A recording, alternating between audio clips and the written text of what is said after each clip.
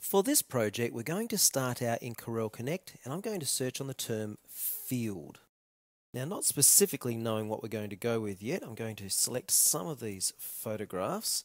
We'll place them down here in our tray and make the decision later. Select that one there. Now, I think also I'll manually navigate to the Photos folder, and I'll have a look inside of the Landscape folder. And this image down here looks like a good field image, so I'll pop that one down there. And also, I think we will need a bird. So I'll go to Objects and to the Animal Kingdom and to Birds. And we'll navigate down to the bottom here, and I'm going to select this picture here, and I will pop that there. Well, of all of these images that are here, I do particularly like that one, so I'm going to select that image and open the image in Photo Paint. Selecting the crop tool, I'm going to do this by the numbers. 250mm wide, tab 80mm high, and then move the crop area to a suitable location that you want to crop to, double click, and then F4 maximum zoom to object. And now I'm going to select the rectangle mask tool and draw a mask around the tree. I want to keep the tree in the middle, and I'm going to actually Control C and Control V paste a copy of what was inside of that mask down, and I'll rename that to tree for convenience. Now I don't need the mask anymore, so we'll come up and we'll remove the mask, and then I'm going to turn off the display of the tree and select the background. Now I'll zoom in for a closer look. And what I really want to do is actually remove this tree. And to do that, I'm going to use the clone tool. With the clone tool, you can actually adjust the size of your nib using shift and drag, then right click to anchor a point you're going to sample color from. And you'll notice how the anchor point and the nib move at the same time. So I'm sampling from one area and painting it onto another area. And of course, it's very easy to do using a pen tablet such as I am here. This is my favorite pen tablet, a 12-inch Cintiq. But of course, any tablet will work with photo paint. Now for this next part, I need to create a duplicate of the tree and use that to craft into a shadow. So Control C and Control V, and again, I'll rename that to shadow, and then I'll turn off the display of the other two objects, making sure that the one we want is selected, and then up to Image, and I'm going to choose Cutout Lab. First of all, we want to zoom in using the zoom tool, and then I'll select the nib tool, and I want to set a size between 10 and 12, and as you can see, I've already set the highlight color to red because this will show up well against the green tree.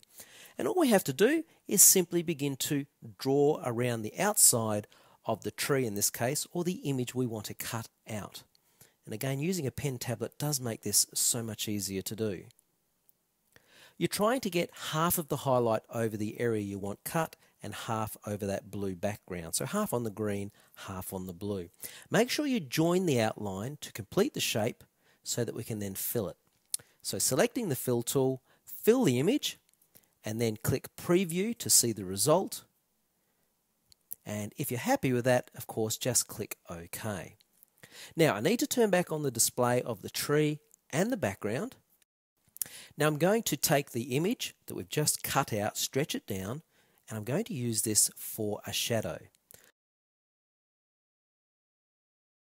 So, I'm going to come up to Adjust, choose Grayscale, and here I can lower the contrast created by the yellows and greens, which is very handy as shadows are quite flat and don't actually contain contrasting detail. It's the surface underneath that creates the sense of contrast. And now, selecting the Object Transparency tool, I'm going to choose a flat fill with a value of around 50 to 55. Z on my keyboard and click and drag to zoom in on our new shadow. Now I'm selecting the Eraser tool here. I'm going to click and drag and reduce the nib size down to quite a small nib size. A transparency between 80 and 90 would be suitable. And really I'm just erasing those little white areas, which is actually where the sun was coming through the tree originally. Quite easy to do, but it will really help create the right effect. Now what I'm doing here is actually smoothing out the edge of the shadow, just really with a very high transparency, going around the edge to make sure it's smooth and not too sharp, that it's fading out into the background.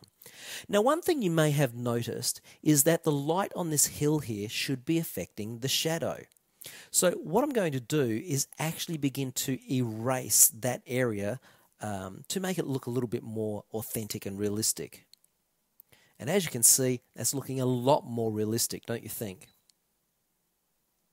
Now I'm going to turn off the display of the shadow and the tree and select the background, then come over and select the magic wand tool.